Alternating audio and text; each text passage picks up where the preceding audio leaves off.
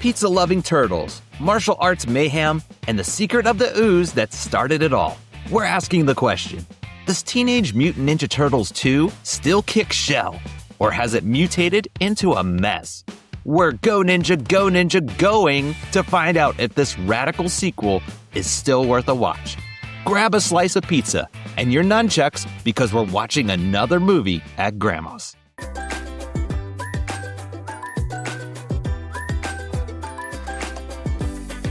Hello, please come in. There's some fresh cookies in the cookie jar. There's a pitcher of Kool-Aid on the counter.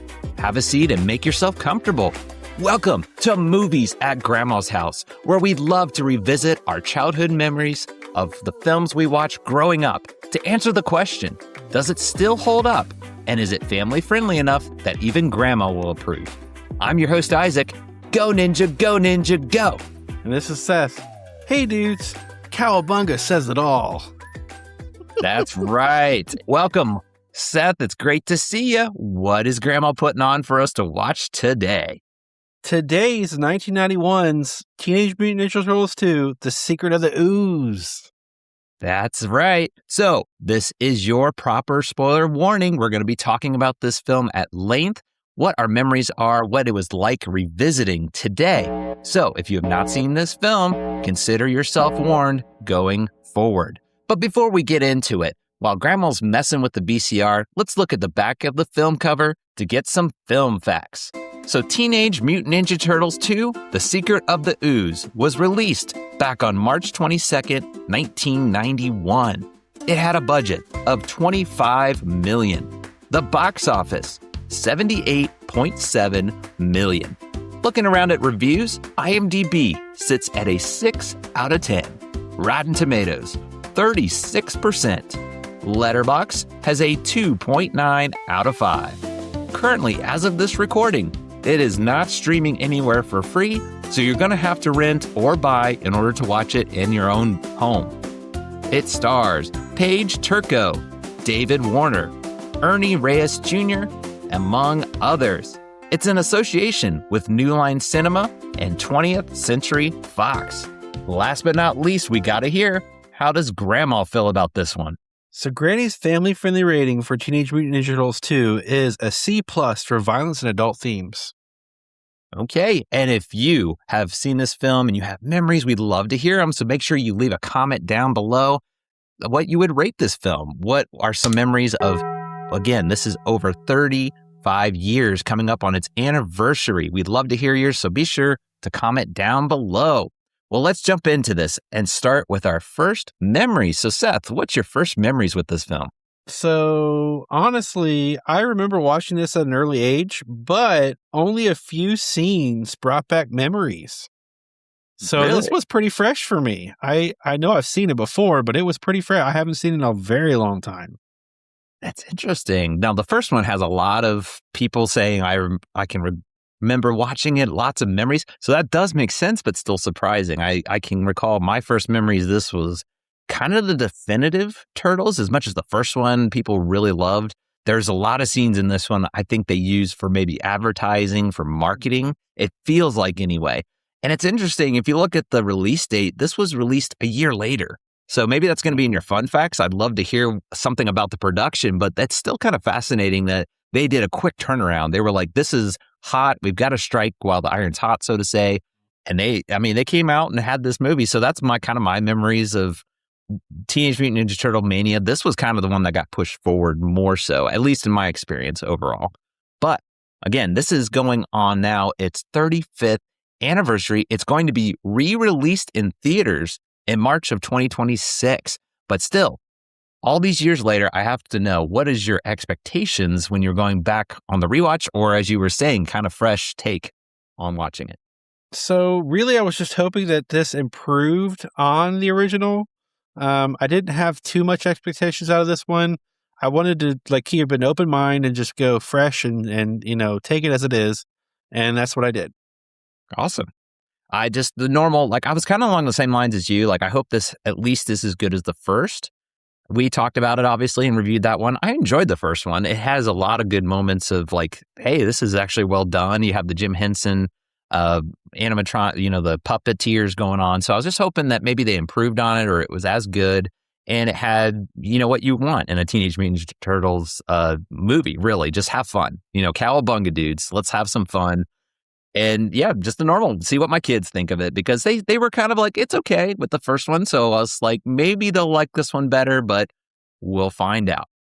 Well, before we get into the plot rewind, let's pause just a moment to hear from our sponsors. Hey, love movies as much as we do? Then bring the experience of the theater to your walls with movieposters.com. Whether you're into the classics, the blockbusters, or indie gems, they have something for every single film fanatic. As a listener of our podcast, you can save up to 15% on your order right now. Just use code Grandma's House at checkout. Head to movieposters.com and let's build your ultimate collection today. All right, let's take the VHS out of the cover. Let's put it in the VCR and press play.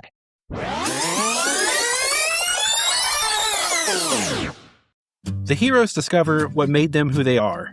In this nostalgic 90s movie where we can't help but scream, "Go Ninja Go!"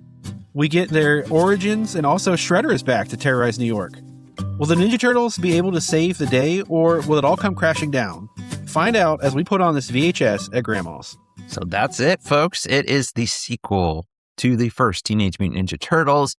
You just had to be there. 80s is where it started, but 90s, oh man, it literally spilled over. If you were alive during this time, you got to experience what Teenage Mutant Ninja Turtles was to kids. This was just, it felt like everywhere. Like I brought out advertising. That's what I'm thinking of. So as I'm watching this film, I'm like, I kind of remember this now. Like, yeah, I remember that. It had been a while. I didn't mention that before since I'd watched it many years. But it was coming back. Like all the scenes were coming back. I was starting to remember it. But I'm interested to hear your thoughts. What's kind of your first impressions as you watch this movie? So the budget was the big thing that I noticed. It seemed to be a little bit higher, which it was. Still not like overly impressed with the costumes. For some reason, it didn't hit me right. And maybe it's the timeline and to me, it doesn't age that great, but that's just my opinion. But I did pick up on a lot of humor, which is what I think carried the movie for this one. Oh, yeah. I agree with you on that. This one went more on the, I wouldn't say like really wacky zany, but kind of reminded me of a cartoon, like Looney Tunes. So maybe they were trying to go back a little bit more to the cartoon from the 80s, because the first one, we talked about it. It was a little bit dark at times for how much it was targeting the demographic of kids. This one dialed it back. And I noticed especially like the action, it was, I have to say, a little weaker. And maybe that's a good thing for kids, because the first one we were talking about, like it looked real at times. Like, wow, they really went for the action here. I do have to say the action kind of suffered a little bit this time around. There was clearly times where they were like doing a kick and it was like a foot or two away from a Foot Clan's head, and it was just like, okay, you can just roll with it. You just don't nitpick too much. You just kind of like, we're here to have fun. But if you want to nitpick, you could really do it on this one. I feel like, because I agree, like the budget, it does look better. One of my gripes was the first one was it was dark at times. Like it was hard to see. I didn't have that problem this time. Now I'm curious, what was like, you didn't notice that the first one, right? Did you think it was a little more clear this time around? No, actually, it looked just about the same. Maybe slightly better. Like you could tell the budget was definitely higher for this one. Which is funny. We might talk about this too. Is that, like you said, this is like a year after the first one, so it's amazing how they were able to turn around that quick and come out with this and still, like make it look like it looked a little bit better. So that, that's kind of kudos to them, I should say. Right. I think that they just, I don't know, it was improved, but it was also like not quite 2 steps forward, 2 steps back. It was off kiltered at times, I guess is the best way to put it. But I do appreciate it looks better. I think it just tells me maybe I need to get a better quality. I watched it on the like original DVD, the first edition, the first film when it was really dark. So maybe I just need to go back and watch the first one on a better format, because if it looked like this, I think I'll appreciate the first one more. But getting back to this one, it has an interesting plot because, again, you brought out Shredder is back. and it's diving more into the turtles' history, how they became who they are. So what did you think of the plot overall this time around? So I like the ooze side of the plot, but I thought that some of the things were lacking in a large way. And I'm getting that sense from you as well. So I'm kind of curious as to what you're going to say about that. Yeah, the plot was a little bit recycled in a way, and Mhm. I know there's some big Teenage Mutant Ninja Turtle fans out there. Maybe that's just the generic way of it. Always seems like Raphael has to forget you guys. I'm leaving. That happens in this movie. It's like okay, let's get our checkbox of things that have to happen in a Turtles, and that's okay. I mean, I like that, but it just felt a little rehashed and I'd rather them say, yeah, maybe there's some clashing going on. But the big thing I noticed actually with the plot was this focused more on Donatello than the other turtles. I think each turtles had their moments, but it felt like Donatello was almost each turtle. There was times where he steps forward and he's the first to fight, like the big, I forget what those monsters are called, but they're I don't mutated. remember. Yeah. He's the one that kind of charges forward. Like Leonardo is normally that guy, but he charges forward. And then there's at the very beginning where the place is getting robbed, he's doing like the jokes like the clown that gets knocked around. I'm like, that feels like a Michelangelo thing, like he would do, but Donatello is doing. Did you catch up on that at all? I just noticed that. A little bit. Now that you say it, I really do catch on it. Yeah. It I feel like, we'll talk about this later, that they dove into the characters more and more with this one, and I can see how they're maybe shifting some of the light on a different character in this one. So that goes along with what you're saying is how I felt about it. Yeah. I mean, it's fine. It's just kind of, it felt off. It's like they could have just had Donatello be kind of the focal point, but you don't need to take him out of character because Donatello is more of the smarter one. He can be fun and funny. I'm not saying that, but it was just, it kind of was like, okay, we could have balanced this a little better. I wish they would have done a little better job of balancing it all around because he was, it makes sense, right? It's a secret of the ooze. The plot is this ooze is being used by TG. Now I'm blanking on it, but the one place. TGIF? No, I'm just kidding. Yeah, that's what I want to say. I want to say TGIF, but it, they've got this ooze and they're disposing of it, but Shredder comes back. He's now, the villain again, and he gets the last container of the ooze, and that's where the turtles come from. Was this ooze? And so that's kind of the premise of the plot is now they're trying to stop Shredder because he makes a turtle and like what was the other animal? Like, I want to say like a wolf, but that wasn't what it was. It was something Yeah, else. it was. I think it was a wolf. Yeah. Okay. They were like babies. So I mean, Yeah. I thought that was kind of funny. They're still babies as the mutated form, but that's essentially the plot. I mean, they're just trying to stop Shredder. I mean, you don't need to get complicated with a Teenage Mutant Ninja Turtles plot, but that's essentially it. And all the while, you get to see Vanilla Ice at the end, go ninja, while they defeat Shredder. So if you're a 90s kid, like that feels so fitting to me. I mean, that might be jumping ahead a little bit. What'd you think of that? The parents of Vanilla Ice. Okay, so for its time, it was huge. And it still feels like that's one of the highlights of this film, in my opinion. And it wouldn't be the same without it. So you kind of have to say that. And I kind of liked it to say. I mean, I didn't dislike it. I'll be honest, I didn't. I mean, Vanilla Ice had one hit song that was just a monster hit, but here it was cashing in on that for sure. I think it's catchy though. It's just a Go Ninja and it's playing into this is a more fun. We can go back to the first one was fun, but it was a little bit on the darker. So what better way than get Vanilla Ice in there, just saying go ninja at the end while they're fighting. And it's doing a good job of just like, hey, this is for kids. We're just having a silly old time. Maybe not as much as the darker that you're used to, but if you can accept that, I think you can have a good time in that way. Now, we kind of touched on the characters. What did you think of the characters this time around? I mean, we're kind of seeing some new faces here, if you catch my drift. Yeah. So I like the scenes where they were diving into the characters, like I was saying before, maybe a little bit more into their personalities this time. And then that was more like a character centric, I should say, in the sequel, which was nice. And then I love Splinter and love the Turtles. And then Kino was a nice addition, in my opinion. I thought he was fit in really well. What did you think? Yeah, he reminded me of like other movies. I'm trying to think of other ones like that sidekick that's just kind of there to assist and help. And Casey Jones was like that a little bit, but he was his own, like, I can take care of myself. This one was like, he could help, but he's also that sidekick that gets in trouble too, where they have to save him. It's like Yeah. Short Brow, or what else am I thinking of? Like other sidekick characters. He kind of Yeah. reminded me of that. So I agree. He was a good dynamic. I thought it was interesting that April O'Neil was recasted. It was a Mm-hmm. completely different actress. So it took me actually a few scenes to kind of adjust. Like, oh, it's April, but she definitely played it a little bit different. I'm interested to hear what you think of the new casting of April.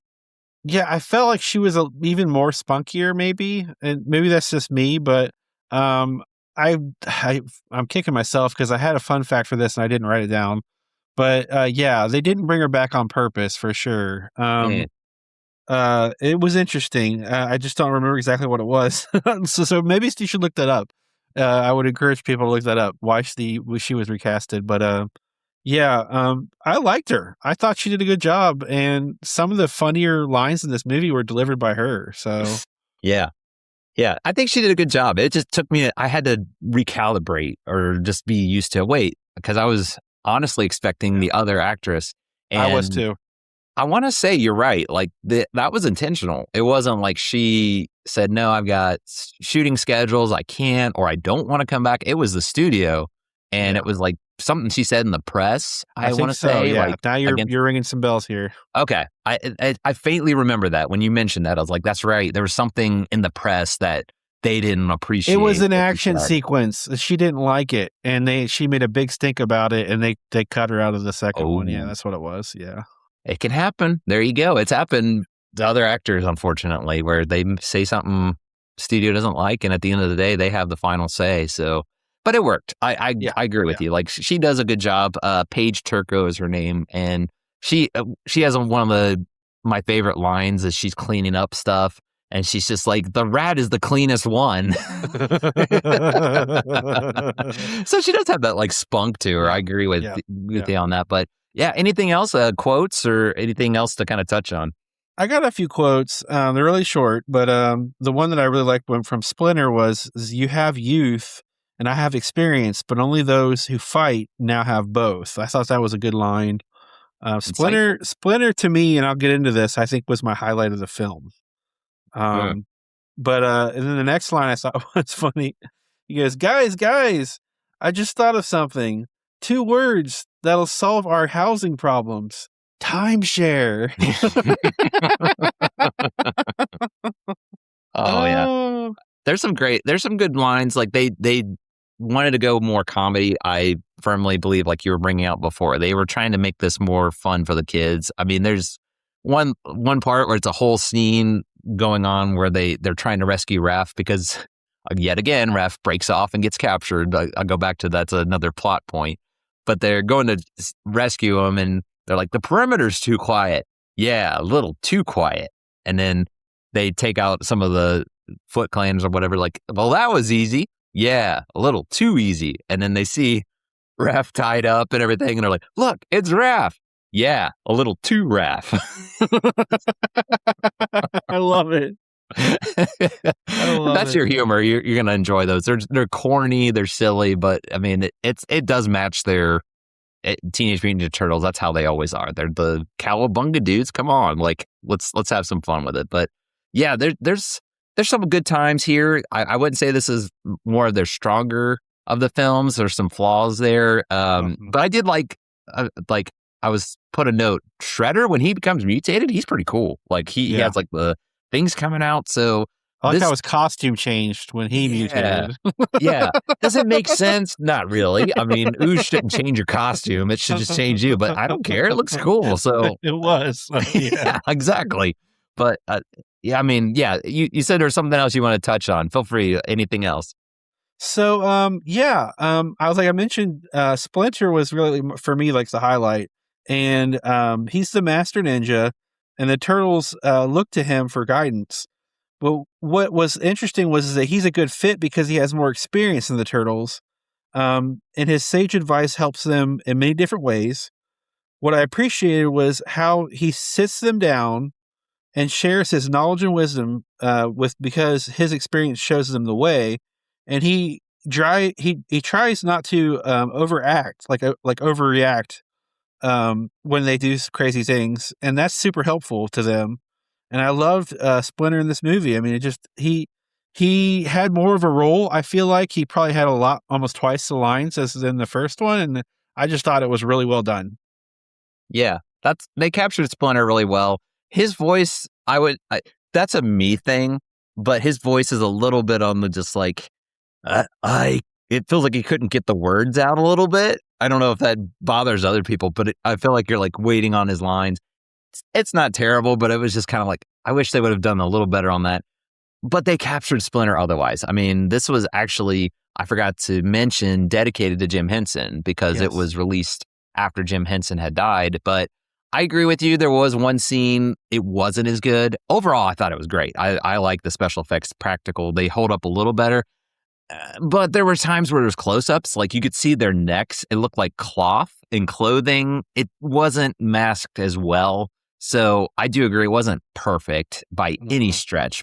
But Splinter as a character as a whole, that's what he should be. He's that mentor, that father figure to them. And that scene that you're talking about, that was a great way to kind of expand on that character.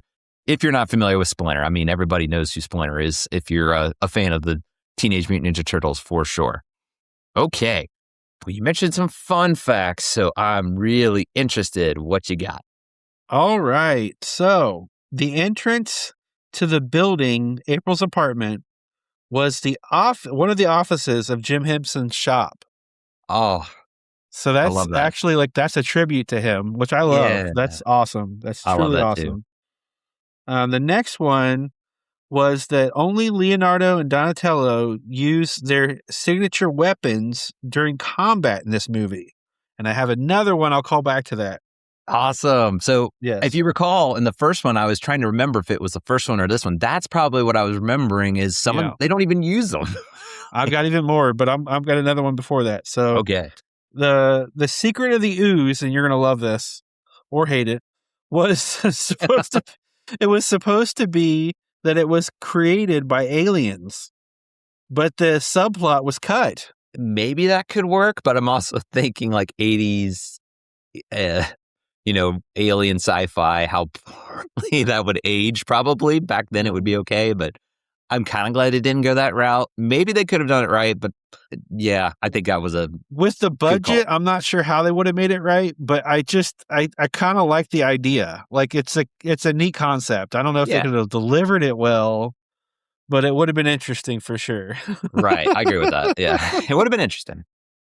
So the next one is, so due to the backlash from parents over the darker and more violent tone of the first Teenage Mutant Ninja Turtles movie, the producers decided to not allow the Turtles to use their weapons for almost the whole film. Yeah.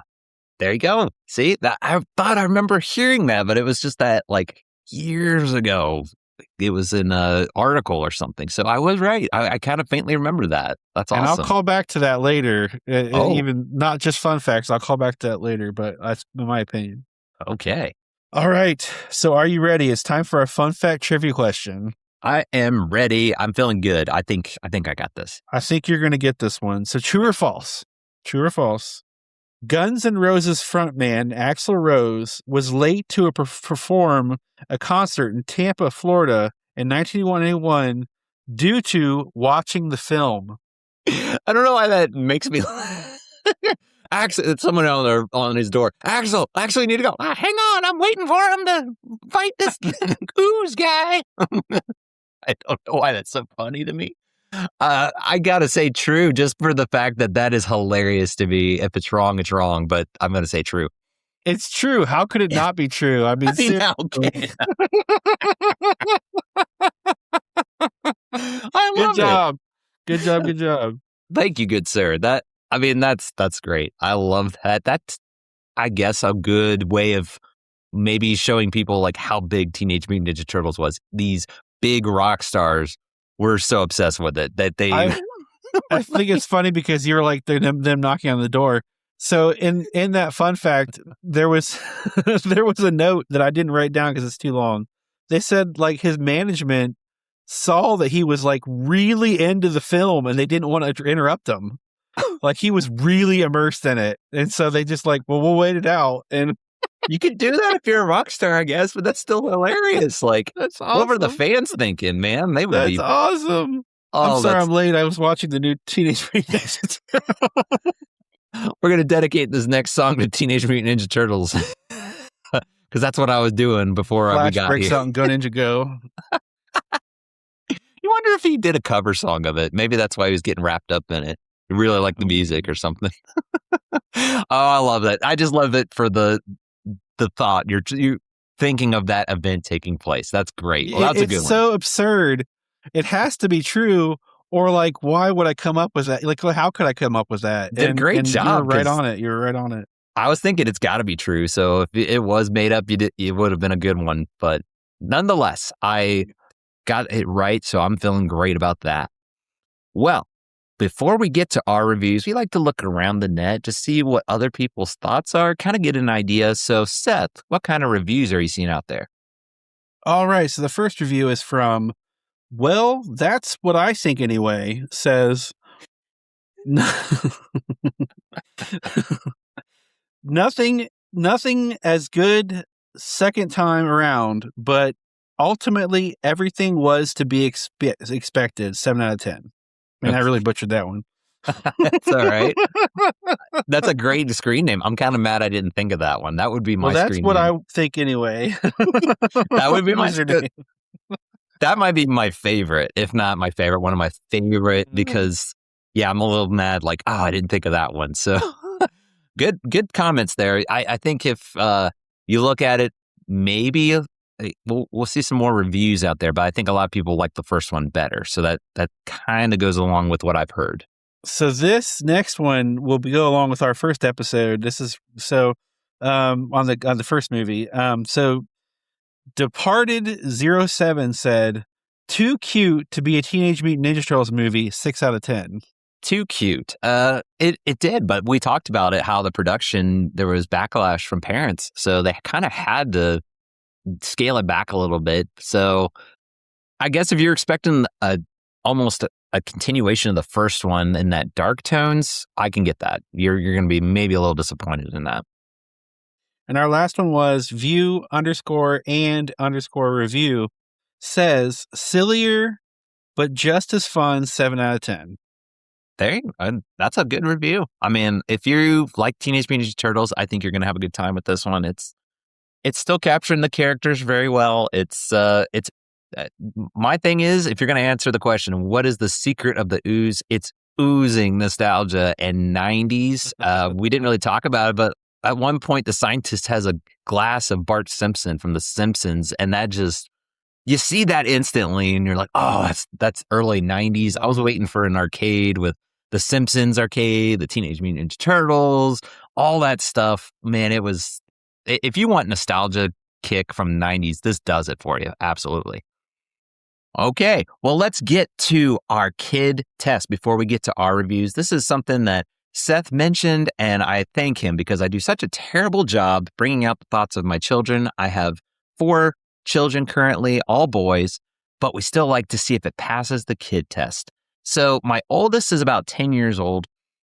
He kind of lost interest in this one. It didn't hold his attention. Yeah, I was a little surprised. It should have things that, he enjoys, like the humor. That's kind of his humor, but I don't know. Maybe he wasn't in the right mood for it at that time, but he just kind of was like, I can take it or leave it. But my 8-year-old, he really enjoyed it. He was into it. And when the credits rolled, he was like, that's a short movie. Like, oh, wow. I wish it was longer. So that tells you he enjoyed it. He was getting immersed into it. He was chuckling and laughing at the one-liners that we talked about. There's kind of some slapstick things that go on. He was chuckling. So he had a good time. I think that's kind of maybe the age range is 8, because my next, he's 6 years old. He seemed to like it, but he was more take it or leave it also. I don't know if it was just some things were maybe going over his head for his age group. So what I was kind of gathering is maybe in that 7 to 8 years old, this is going to be up their alley, at least in my experience. My 3-year-old was just too distracted. He couldn't keep his attention. There's too much going on that you do need to kind of pay attention to understand what's going on. Because to him, he's probably just seeing stuff moving around and, there's turtles and things. So that's kind of the kid test. I would say it passes probably for that age of 7 or 8. Maybe ones that are older can appreciate it too. Just my son at 10 years old didn't seem to care for it though. Maybe the 8-year-old should have watched it with Axl Rose because they both liked it the same. They were immersed in it. He had kind of that, like he was really into it. Like you're saying, like Axl got into it. That was kind of how he was. He was paying attention to it. That's awesome. Yeah. So I think, again, each kid's going to be different, but that's just my experience to kind of give a little bit of the kid test. That's the age group that probably is going to enjoy this one. Well, let's get down to it. Let's get our rating, our final say. We're going to start with you, Seth. I'm going to ask you the question. For Teenage Mutant Ninja Turtles 2, The Secret of the Ooze, how are you going to rate it? Are you going to take it home? Are you going to watch it at Grandma's? Or are you going to hide it in the attic? All right. So to me, it was too watered down, but the humor kept me in it. So Vanilla Ice was great. So funny. Takes me back. I appreciated less violence, but felt they went maybe just a bit too far in less violence. I'm going to watch this at Grandma's, but hoping not to put this in the rotation. So I'd be okay if it's been a while before I see it again. So I'm trying to say. That's understandable. Yeah, I'm going to agree with you that this seems a little bit watered down, and I don't have a problem with that. If some cases it works, I do think this was a little bit messy, though. The first one just seemed to click. There was things about it, it wasn't a perfect movie either, but this one definitely took a step back, I would say. This is, now watching them today, I feel like I like this one better than the first one back when it first came out. I don't know if it was just, again, the marketing or whatnot. Maybe that worked on me. But now, coming back to it, it's just so much fun. It's interesting when you get to watch them in order. And like I said, I have 4 kids of my own, so now I'm watching it with a different perspective. Mm-hmm. I wouldn't bash this as like a bad movie. I will say it's the weaker of the two. And if you recall, the first one was a watch it at Grandma's for me, but it was on the edge. So I'm going to respectfully actually hide this one in the attic because, it was a little messy for me. I don't know. There were times I actually lost a little interest in it, and it was those little details of, again, they're going for a kick and they just clearly miss the guy. And it's just, if you can overlook that stuff, I bet it's not a big deal. But for me, there was too much of that. If there's a little bit, it was not going to be an issue. But as I'm watching it, I'm just like, I would love to come back to this in little chunks to get that nostalgia. I brought out the Bart Simpson glass. It's awesome. What more do you want? It's just going to take you back to the early 90s. However, to start the movie and watch it through and through, I don't think I have an interest to come back to this one, if that makes sense. Yeah. Not going to bash this one. I'm going to respectfully, that's going to be my final rating though. All right. Well, there you go, folks. We got another one in the books. This was so much fun, Seth, to revisit the 90s, get that nostalgia of turtle power. But before we wrap things up, Seth, why don't you tell the good people where they can find and connect with us? You can find us on YouTube, Facebook, Instagram, and TikTok at LADX, that's Ladix Media. Email us your thoughts, your comments, suggestions to movies@grandmashouse@gmail.com. We have a wonderful newsletter, so check that out. We are on Patreon, and we're brought to you by movieposters.com, so use code Grandma's House at checkout for up to 15% off. That's it. Yeah, we'd love to hear from you guys. So drop us a line, connect on all those platforms, whichever one you prefer. You can also just shoot us an email, but be sure you're on our newsletter because we love to have giveaways. We currently have one that's once a month from movieposters.com where you can win a free movie poster. It's so much fun. All you got to do is be on the newsletter. It's free. There's no obligation or anything like that. So don't miss out if you have not signed up. The link will be down in the description below. Well, that's going to do it for now, but we will be back to Grandma's soon.